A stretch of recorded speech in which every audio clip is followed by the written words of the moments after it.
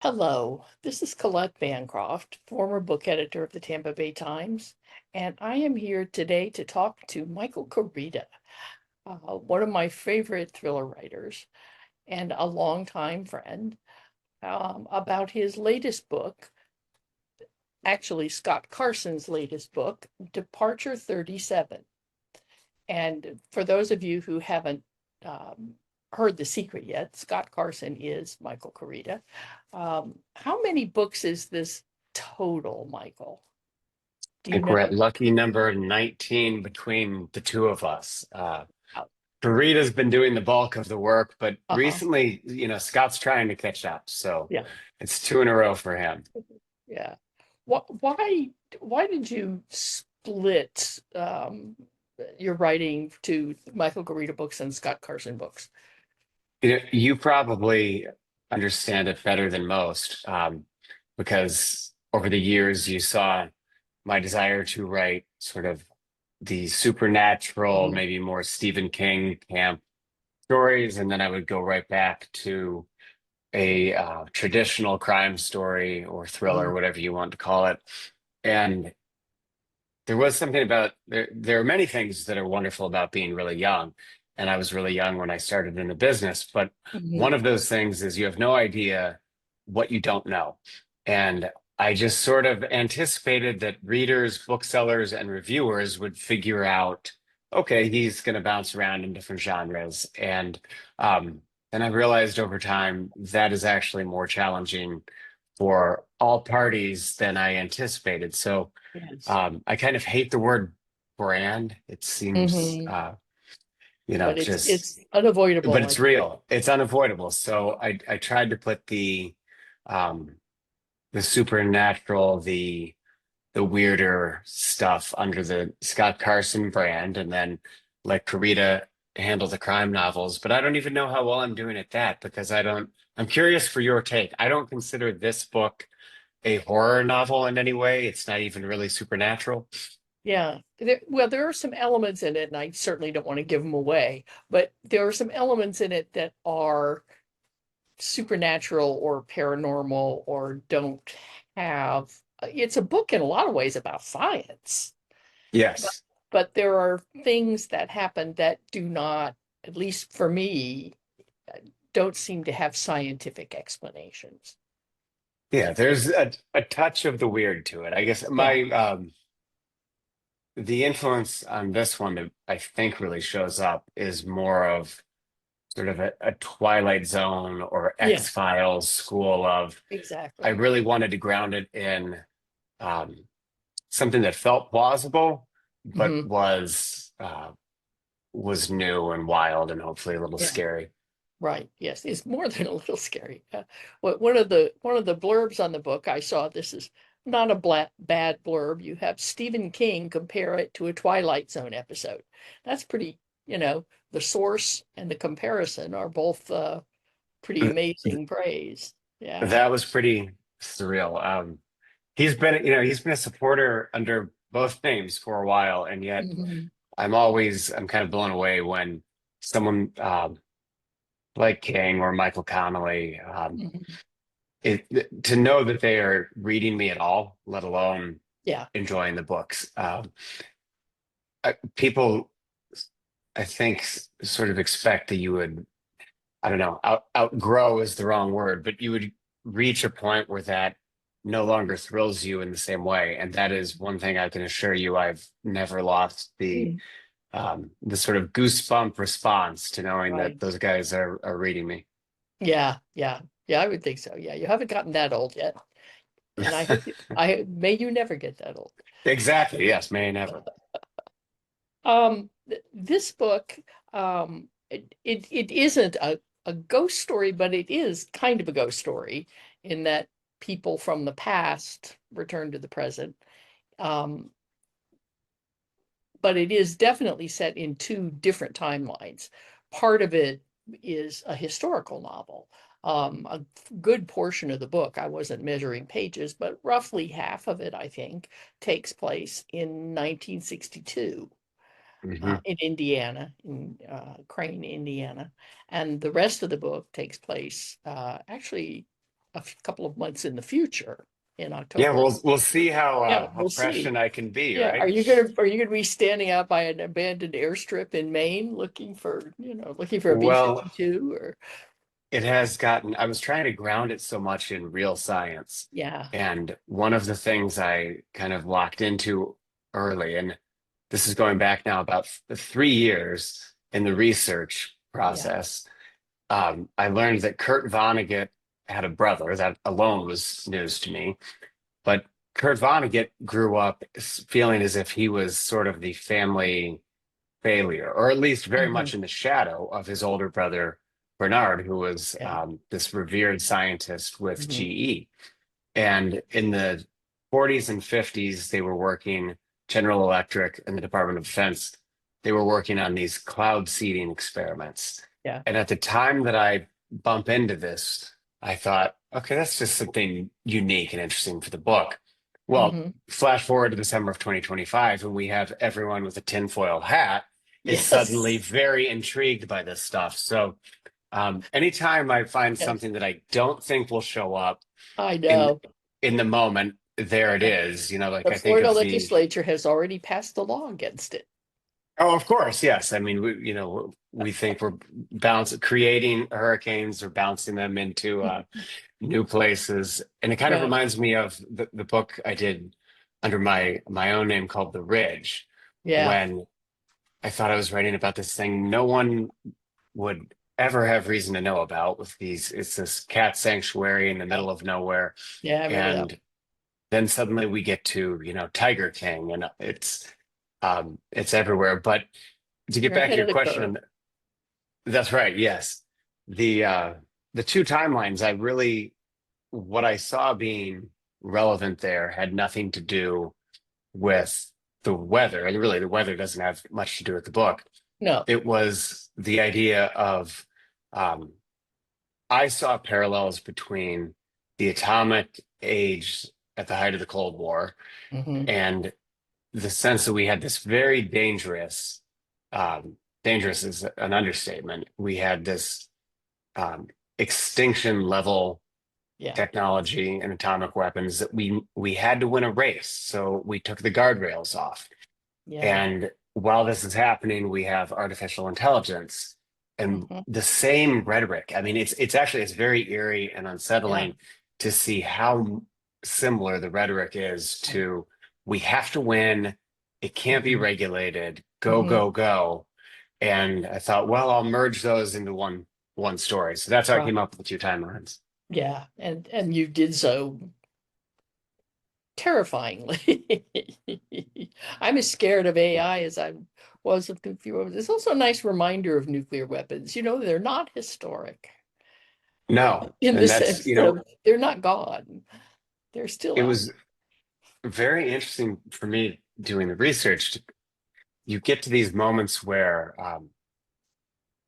virtually every American knew what was going on with the Ivy Mike tests, there. for example, and those first hydrogen bomb tests in the Yeah, South Pacific. right, Every American was aware of that right. and terrified for the most part. Mhm. But now we get to my generation and the generation behind me, and I don't think those names really No, um, mean anything anymore. And there's something, one of the reasons I love a ghost story is that it brings the past into the present.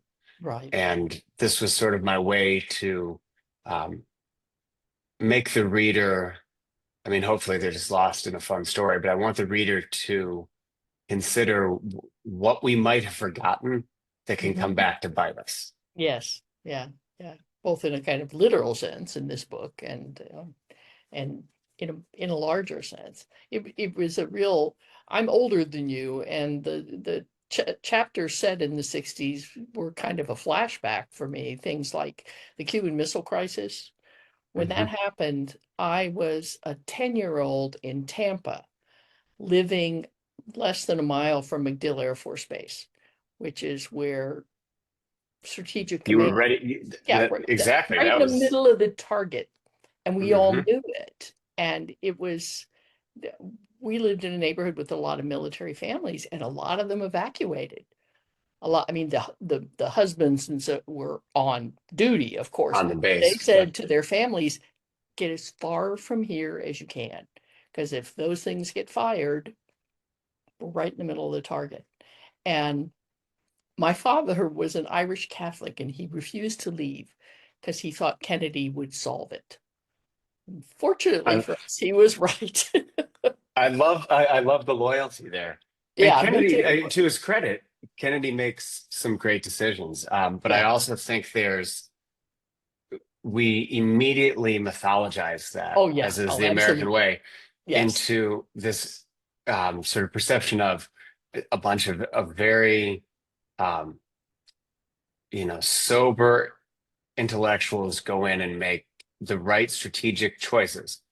And then years later, you get those declassified documents about the Soviet submarine Yeah. that, wow, we came close there.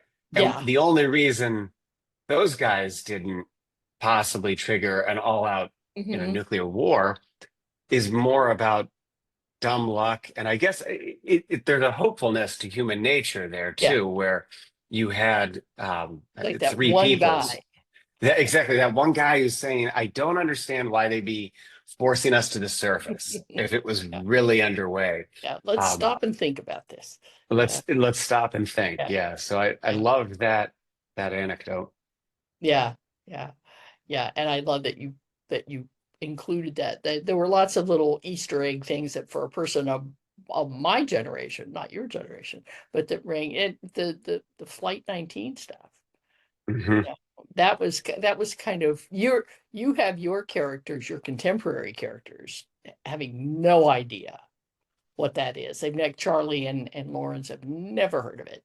But when I was a kid, especially growing up near an Air Force base and living in Florida, it was common, you know, mythology, common conspiracy Oh theory. yeah, I mean, Yeah. Flight 19, and in the world of conspiracy theorists, I think it remains. Oh yeah. It's still out there. Yeah. It was Well, so X-Files crucial kind of to brought it back. Yeah. the X-Files, and I mean, the mythology of the Bermuda Triangle. It Hmm. will forever be Hmm. central um, to that. And that was one thing I wanted to do throughout the book, was sort of grab these things that were cultural touchstones, Yeah. um, whether as many as possible from history, but then also it's little winks at Steven Spielberg and Right. Sir Elena Matheson For and pop culture. Yeah. mhm. And then just I enjoyed the character of Abe Zimmer, Yeah. who's sort of my generational Hmm. adversary of Charlie, who is Charlie. the 16-year-old girl who's been, in her mind, exiled to the coast of Maine. And I really enjoyed writing the dialogue, the back and forth Right. there, where he has his worldview and she has hers, and reality maybe is a little bit more in the middle than either of them Right. wants to acknowledge. But it all ends up on TikTok. It all Uh, ends up on TikTok in the end, yeah, yes. yeah. She was an interesting choice to me. And you have before put in the center of your stories, put teenagers. Mhm. Um, even people as young as 12, but 16, 17, 18-year olds. And here you have two protagonists. The other one is an adult male child. Hazelton is he's about 50, right? Mhm. Uh, but It's sort but of my Oppenheimer figure for the book. yeah, exactly. And I kept seeing him as, Oppenheimer in the movie, the visual for me. Um, but Charlie is an interesting choice, and I wonder if you could talk a little bit about why you chose a teenage girl for the center of that part of the story. Yeah, I thought uh, it's interesting. The question about gender is not one I've really given pause to. It, it's hard to explain how a character can arrive somewhat fully formed in your Hmm. mind. And I wanted a character who had lost her mother, because Hmm. this idea of the contact with Yeah, the mothers right. is so central to the opening. Yeah. And I really like the idea that this girl came from Brooklyn and viewed herself as very sort of city tough, and Hmm. she's cynical and Yeah. world weary in the way that you Right. can only be when you're 16. Yes. And so to be out in the middle of nowhere, Maine, Mhm. she is able to have this sort of um, sarcasm and snark about the place. And Yeah. that's part of her coming of age journey in the book is um, developing a different relationship with the place that she now calls home. Hmm. And I thought when I got started, I expected her father would really be central to it. Mm. And he's not at all. Yeah, he's He's off not. scene from the Yeah. beginning. So I wrote a couple drafts where he was much more of a player, and then Uh-huh. he just never really he never fit. So it was really Charlie serving as sort of the youthful mirror of Yeah. the character named Layla Chen, who Right. is now at DARPA, Yeah. and um, she has that attitude of I'm going to keep the secrets, and it's better Hmm. for all of you if I keep the secrets. Hmm. Um, so bumping Charlie, who has this kind of like faux cynic attitude Yeah. of the young person, bumping Hmm. her into an adult who actually has seen, like she Yeah. knows, Layla Chen knows where the bodies are buried. Right. I I thought that would be a lot of fun if I could bring them together at the end of the book in Hmm. the right way. Yeah. Yeah. Yeah. I talking about the father, I can see why the father ended up on the cutting room floor because she almost needs to be, given what happens in the book, she almost needs to be on her own. She Yes. almost, Yep. That's exactly she why. has some support from Lawrence, but Hmm. she really sort of needs to take the lead and be out there without a parachute Yes. for much of the book.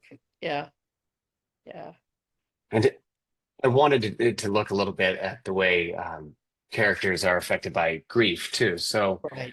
he is so immersed in this bizarre project Yeah, of, building a craft brewery and at this right. old decommissioned airfield in Maine that he believes is his deceased wife's dream.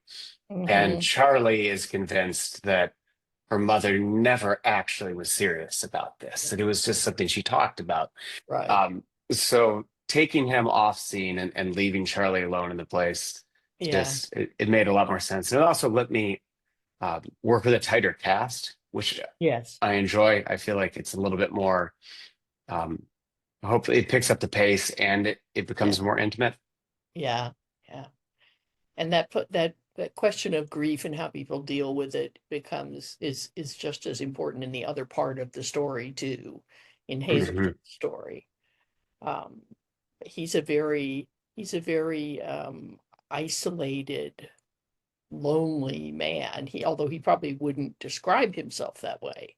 He would describe himself as a dedicated scientist, who's immersed in his work. But um, he's so kind of walled himself off from human contact that when a woman flirts with him in a bar, he kind of goes to pieces. Yes, he's at a loss, Yeah. and um, he's so desperate to. I like the idea of a guy who um, is haunted by his own life and his own Right. choices and his sense of inaction, and he wants to build a new narrative that is always going to be surrounded by things he can't explain. Hmm. It is, the ultimate. If I study hard enough, I can solve the world in Right. some way. Hmm. I can make sense of the thing that shattered me. Right. And if I work hard enough at making sense of it, then I'm no longer vulnerable. I can't be hurt again, Yeah. which is, to my mind, a doomed mission. And It is, he but a has to, common one. I but a mean, common one. that's certainly shaping his life, but you could say that about Charlie too. You could even say it about Layla Hmm. Chen to some degree, I think. We don't know as much of her Absolutely. backstory, but in terms of wanting control, you know, Hmm. clearly, she's that And person. I think I'm so glad you said that, because when people ask me, what really scares me, Mm. I mean, I don't love snakes. I have my, the things that, Yeah, but I don't really have some sort of overriding phobia or, um, terror that I can point to and say, oh, I can't, I don't do heights, or I'm scared of yeah, planes, or whatever it is. right. The thing that scares me at the end of the day is a sense of not being in control, particularly when it comes to an ability to protect your loved ones. Yeah. And I think that is a very universal thing. So Hmm. I'm always searching is the wrong word, because that implies that it's, a conscious mission statement of my work. Um, Mm. when what I really mean is I realize I'm coming back to these ideas Yeah. of putting characters in places where they're not in control. Hmm. Whether that's claustrophobia and last words down in the caves, or um, the loss of a loved one theme, the idea of Hmm. struggling with grief. But I do like to take characters out of that moment where they could have done something. They could have turned Right. left Yeah. and the story would have gone one way, but instead they turned right. Hmm. And they're sort of in the spin cycle mentally Right. on what could have been. What could have been. Yeah. Yeah. Um, and you were talking about things that scare you and don't scare you, and I know when you write these books, you do a lot of research, and for you, research doesn't just mean, reading about it on the internet. Um, you're a real hands-on person. You go out and work with those big cats and climb those mountains and do all that work, go out with responders and stuff. What did you do for this book? This one, I would say the original seed of the idea came from one of those trips. I was on a hiking trip with Christine, my wife, in Moosehead Lake, Maine, and there are the remnants of this B-52 that crashed there Yeah. on I forget the exact date. I know it was January 24th, but I'm blanking on the year now. I think it might have been 62. Hmm. Um, but it's an amazing survivor story where this guy, the navigator, ejected in his chair, but Yeah. his parachute didn't deploy. And he landed in a tree and survived in a blizzard in Maine in January. And Whoa. I thought, wow, that's incredible. But then even more incredible to me was the way the community responded to it. They still have, to this day, they still have a vigil where they go up on snowmobiles to this wreck site. And Hmm. I loved that, but I'd already done the sort of survival story with Those Who Wish Me Dead. Yeah. And I didn't really see a way in on that. Yeah. So that one kind of floated around for a few years. And then I paired it up with this growing um, fear that I have as both a writer and just a human over the growth of AI and what does this really mean? Hmm. All of the smartest thinkers that I had heard talk about AI, the lead researchers at DeepMind and Google and all of these projects going back not that long ago, 4 or 5 years ago, Yeah. were saying we can't let it go out on the internet. Yeah. And here we are. And now Yeah. we're being told that this is what we must do to win the race. And it is that atomic Yeah. age kind of rhetoric. Um, so that story gave me the opportunity to sort of bump the old and the new together. Hmm. But it also limited my real world research because the Crane Naval Base, which I grew up around, and it's the third largest naval base in the world, and it's in landlocked Indiana. And there are all these, great kind of X-Files Right. urban legends about it. But um, they don't really want to let you in there for boots on the ground research. So No? Oh. I ended up at the Indiana University Library trying to find all that I could about Mhm. their programs in that era. And you get bits and pieces, but it is amazing how much is still redacted. Oh, And yeah. my favorite thing that I found was this brochure meant to entice, I guess, private sector scientists to move out to the base. And they have this very sort of 1950s postcard type illustration of a woman water skiing kind of on one leg. And we have wonderful recreational facilities here. And then it goes from that to their cutting edge laboratories. And there's a black and white photograph of a monkey inside a microwave. And I guess PETA was not involved at this moment in No, time. But I apparently thought, not. wow, okay, that is a really aggressive ad by It's modern just, standards. And so that's where I got to, if you remember the scene with Jimmy the I monkey do. from I do. Cleveland, yes. I'm glad you didn't microwave the little fella. No, he had more of a fighting chance. Yeah. A monkey in a microwave. Oh, It's God. an interesting place out there at Crane. And Yes, the I'll bet. programs that went through are just and are still there. Yeah. Growing up in Bloomington, it's known as a college town, but we had Yeah. RCA, GE, Otis Elevator. We had these major manufacturing headquarters in a different era. And then the proximity to Crane with all of their research, I Right. thought was just kind of ripe for the taking. Hmm. Yeah. Yeah. Was he, was there a specific kind of inspiration for Hazleton? There was actually I guess a few. I Vonnegut's brother was one. Hmm. Oppenheimer certainly. Hmm. Particularly Oppenheimer post Trinity test, Right. Right. Yeah. and as his worldview takes Yeah. that shift. Hmm. Um, and then there was also a book. I can't believe I'm blanking on the guy's name right now, but there's a book called The Genius that was talking about a physicist who was unbelievably ahead of his time, but also the work was sort of, making him teeter with his grasp on reality. And so I kind of took all of these historical figures and used them Hmm. as a template. And one of my favorite things I've heard in terms of feedback on the book, someone told me that he had understood how much reality was in the um, historical portion, but he Googled Marty Hazelton to see if he was real. And that just delighted me. The idea that he thought for a moment I could have been working Hmm. with a real guy. It was a little win. I did it too.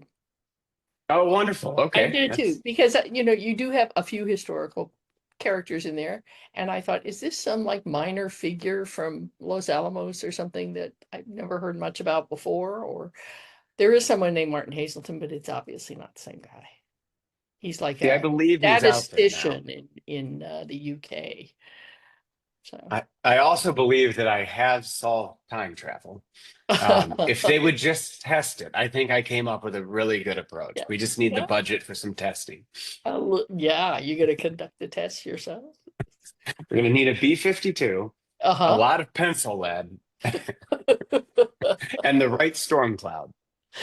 And I am woefully undereducated in science, but the science, I don't know how much of that science is real, is based in reality, and how much of it you fictionalize, but it seemed plausible to me.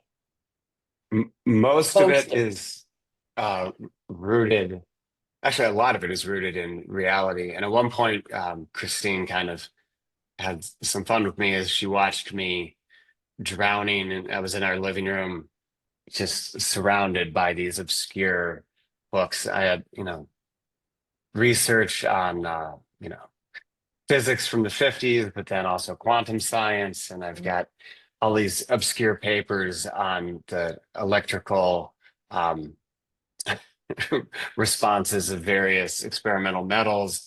And she was Hmm. like, you don't actually have to solve the thing. And I was like, yeah, but I feel like I'm close. So one of the elements that I used just because I thought it was so cinematic and wonderful Yeah. is very real when he takes the pencil lead shavings Right. and then picks them up with the Scotch tape. Yeah. So a group, I think within the last decade, certainly within the last 15 years, was awarded the Nobel Prize in physics for research that began with that exact technique. Wow. And I loved the sensory detail of that Yeah. and Yeah. how real it seemed, Yeah. how it felt, well, it felt real because it is. So Hmm.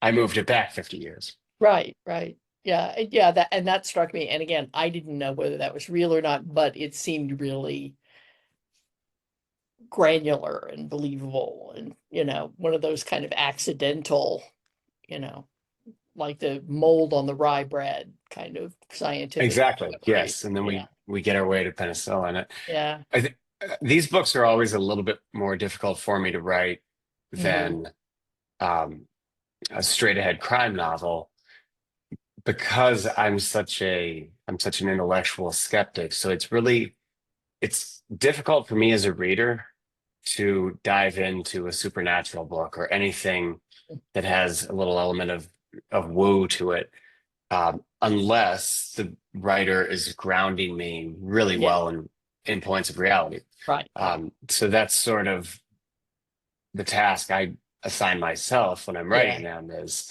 can Yeah. I sell someone who says, I don't like these books? I'm not a Stephen King fan. I'm not a Dean Koontz fan.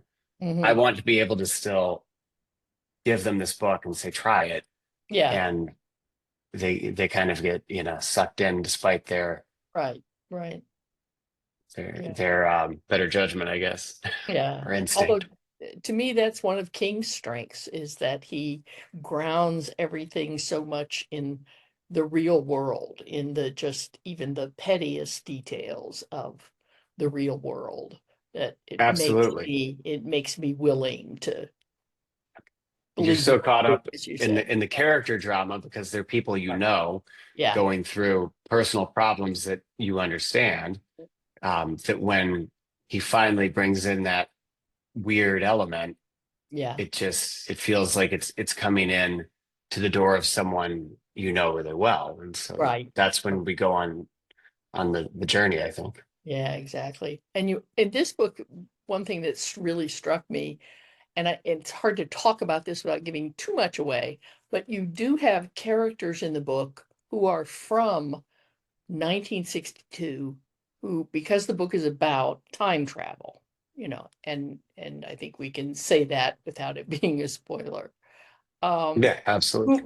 who find themselves in the present with zero preparation.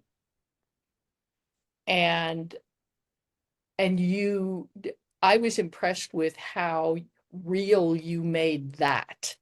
That is, for these characters to look around them at what they were seeing, what they were hearing, how the world had changed since 1962. Not, and I'm someone who's lived that long and I can see all those changes. And sometimes they sort of stun me, but someone who's just in the wink of an eye, yanked from one to the other. Um, how did you go about that? It was just trying to go back to that old line from To Kill a Mockingbird where Atticus tells Scout that you have to get inside someone else's skin and walk around in it. Hmm. And I think that's the best writing advice that, was Hmm. ever uttered, even though it wasn't writing advice. But that sort of seeing the skyline of New York City Yeah. and imagining, okay, what was there and what would they have remembered and then what is Yeah. new. And I thought it was very interesting that for Charlie's generation, she wouldn't remember the Twin Towers, and Hmm. neither would these guys. Yeah. And yet, And for after. everyone who was reading the book, or most people who were reading the book, Mhm. it was such a signature element of the Yeah. skyline. So I thought that Yeah. was a very interesting shared a point of connection between the two Right. of them. Yeah. Um, I also writing those moments really drove home for me how we take it for granted. We feel as if technology is just kind of moving along Yeah. um, fairly slowly, and we wonder where our flying cars are. Yes. Why don't Yeah. they have better charging systems for the electric cars yet? And we feel as if that's moving slowly. But then when you really pause and think about it, to go from the first satellite transmission, which I think was in the late 50s, Yeah. and came down to beautiful Bethel, Maine, of all places, Mm. to go from that to the smartphone moment is so surreal. And it Yeah. really is the stuff of Yes. science fiction. It is. And yet, as you say, we take it entirely for granted. Look at what we're doing right now, you know. Right. Yes, Yeah. exactly. I mean, Zoom. So when was your first Zoom? 5 years Uh, ago? yeah, during the pandemic. To Right. me, those two things are linked because Yes. suddenly I went from doing my job in a newsroom full of people to doing I was already working on computers all the time. I had throughout my career as a journalist, I've been working on computers, but I was talking to people. And all of Hmm. a sudden, everything we did in the newsroom, we did on Slack and Zoom. Yeah. Every meeting, every consultation, every, story idea, brainstorm, whatever, everything. So to me, it's sort of those two things are linked permanently in my I would brain. agree. And that's when the world seemed to change fast. And yet here Yeah. we are 5 years later, and now um, this is just part of the day Yeah. for us. Yeah. Yeah. So and we think we're in control. That's the thing. That's my great, yes. The things Hmm. that scare me most, as I said, it's who's Hmm. really in control here, other than the Yeah. algorithms. We know our friends, the algorithms Oh are yeah, our friends. ultimate. Yeah. Yes. Yeah. And you do a wonderful job of introducing that part of the equation that is AI as, the scientific question we're grappling with now with that opening sequence. That was just, that was really terrifying. At the time I wrote that, so the book opens with these characters, commercial airline pilots getting calls from their mothers, and they feel as if they're truly talking to their mothers. Hmm. And their mothers are saying they had a premonition. Don't fly today. Something bad's going to happen. And at the time I had that idea and put it down in first draft, that seemed like I was pushing sort of the edges of what was plausible for deep fake tech. Hmm. And now as the book comes out, Yeah. that will already be not just believable, but um, I'm not even using the faces, the video image. It's just the No, voice, it's just the voice. and Yeah. and so it already seems beyond plausible. Yeah. Yeah. I didn't hesitate for a second to believe it. I thought when that was happening in the book, I thought you were going directly for supernatural stuff Hmm. because the premonitions, but also some of the people who make those phone calls are no longer alive. And I thought, oh, he's going right for it. And then I realized, no, this is the science part, the really scary Yeah. part. Yes. And so that's exact. I thought about my original idea for the book. It was based around those calls. I had that as the kicking off Yeah. point, and I was just afraid that it felt oh too familiar in a way. I was just jumping into a ghost story of the sort I'd done before and we've read Hmm. before, which sometimes that's fine and doesn't bother me, but um, I just didn't feel like this one really had legs. And I remember I was in Houston at Murder by the Book on tour for, I guess it would have been An Honest Man. And I took a walk around my hotel before the event and I thought, okay, what if there is a reason um, to clear the the airspace. Hmm. When earlier I just had, could you clear the Yeah. airspace? And that was it was the, well, why would someone want to? Hmm. That really got things going. And that's when I Yeah. felt like, oh, okay, Bit this is a emotional. book. I can Yeah. run with this. Yeah. How long have you been working on this book? I know you sometimes kind of overlap projects. I had been thinking about it and researching it for, I guess, about 3 years now. Mhm. Um, I had one to finish up that was putting up a pretty good fight. And then I don't know how many drafts I did of this one. This one was not, I tilted a little bit. Charlie King, her point of view, the contemporary point of view, felt much more fun. Hmm. And then as I was dipping into the Hazleton point of view, Yeah. I was tipping it out of emotional balance, I think, and it was Hmm. becoming um, almost too dark Yeah. philosophically, and so I Mhm. really had to get the balance right on that. Yeah. Yeah. I think you do that partly by bringing in the character of Marilyn, the woman he becomes involved with, who's a really Yeah, she intriguing character. Did she have a particular inspiration or? she helped a lot. I love the idea that he would feel as if he is the guy who knows all the secrets, Right. and then to walk her into the room, and we think because we're in his point of view Hmm. that she might be a threat in one way, sort of as a conventional spy. Right. And Right. then to when I flipped that, Hmm. and you have that moment where you realize, oh wait, she knows a lot more than he does. Hmm. Um, that I really enjoyed. I felt Yeah. as if the pace picked up a little bit then. Yeah. I did as a reader too. That really, steered it off in a Great. different direction. Yeah. And I Yeah. liked her connection to Flight 19.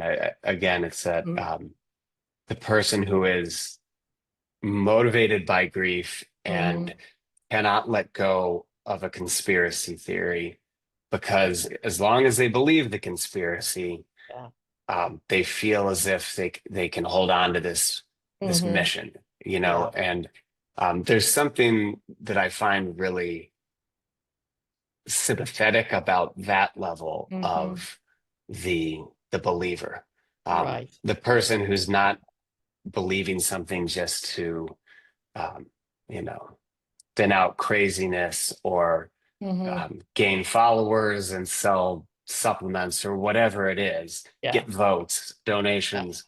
But someone who really thinks like, if I give this theory up, Yeah. then I have to deal with the absence is just the absence, Yeah. and Yeah. that's tough. Yeah. And I think that all that ties into the notion of time travel too. That, I mean, for Mhm. Hazleton, time travel is this great scientific challenge, and for any physicist being able to bend time to your will. But at the root of the time travel is if I could just go back.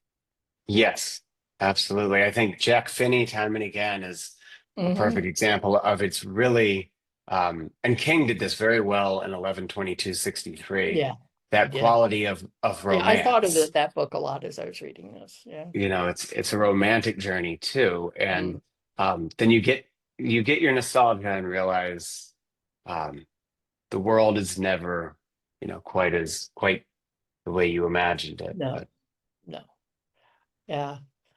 You said cinematic a little while ago. Is this one of your books that maybe headed for the screen? I certainly hope so. If we had spoken in March, I would have told you with great confidence that um, by pub day, I'll be able to talk about all of this. And Uh, um, all I can say here as we approach pub day is um, business affairs lawyers they might be the last species to endure on Earth. I think that they'll outlast us all in the end, but I know that they are wonderful people who will bring this to completion at some point. And then I'll have exciting news to report, uh-huh. Are or I'll any be gone. yeah. Are any of the other books on that journey or Yes, we have a few that I'm guardedly optimistic about Hmm. the pandemic and the strikes back to back Sure. were Yeah. tough on development of some projects. I Never Far Away was I felt like right on the goal line. You know, we had a director and had a star, and um, everything seemed to be aligning for that one, and we sort of ran into um, as I said, the things that terrify me, forces beyond my control, right? Yes. It just took Yeah. a few strikes, but hopefully we can get that one back up and going. Good. And there are two others that I feel um, I'm pretty good about. You never know, which one makes it through, but um, Yeah. we'll see. Yeah. Yeah. This one certainly reads cinematically to me, although you've got a lot of special effects in there. That's yeah. The thing that always scares people. It's funny. I What scared me would be the effects budget, and then Mhm. what scares the actual producers and the executives, it's the period piece elements, it's the Uh, historical stuff, right. because that's so expensive. So, Yeah. I've been trying to while I make my pitches, I try to reassure people of like, no, no, no, we can move Hazleton into a warehouse. That's just a soundstage, Yeah. guys. Calm down. You don't need, Uh-huh. we're Yeah. we're not doing a Scorsese Killers of the Flower Moon level epic here, I promise. So Yeah. You can recreate that little Midwestern bar pretty easily, I think. right, we can, and then I need one field, a small Hmm. plane, and a monkey. I want, that's And a B-52. that's the part that would have scared me, but they don't Yeah. seem concerned by that. No? So Yeah, okay. Well, I guess they do that with CGI. yeah, exactly. I can All the still things I hear, don't rem yeah, I can still hear, living near the Air Force Base in the 60s when the Vietnam War was hot. I can still hear what those B-52s sounded like it's taking off. amazing that they're not only still using them, they're going to Yeah. be using them for at least 100 years after they came off the line, the exact plane. Yeah. And I read about that, oh, I guess that's probably 5 years ago now. The Wall Street Journal had an article about how, these exact planes, not the same design, but the very um, specific aircraft are still Yeah. going to They be in the came off air. the assembly line. Yeah. Right. Yeah. There's something kind of surreal about that. Have you ever been to the Boneyard here in Tucson? No, what I wanted to. You That was something I should do wanted it to do for sometime. this book. It's pretty amazing. It's pretty amazing. And Um, isn't the idea there that the lack of humidity is yeah, it one of keeps the, you, okay. they don't rust. Uh, Hmm. and so it's just miles and miles and miles of decommissioned military airplanes of Or you every, could do a great ghost yeah, story with that. no kidding. No kidding. Let me know when you're coming to town. Um, what are you doing next? You should, I'm turning back into Michael Koryta for the uh-huh. next book. And it's kind of a big gangster novel. So Oh, that in the late 30s, based on a, a group of guys who really existed who wanted very much to measure up to John Dillinger and Babyface Nelson and that yeah. group. And they achieved public enemy number one status, but they never really penetrated the popular culture.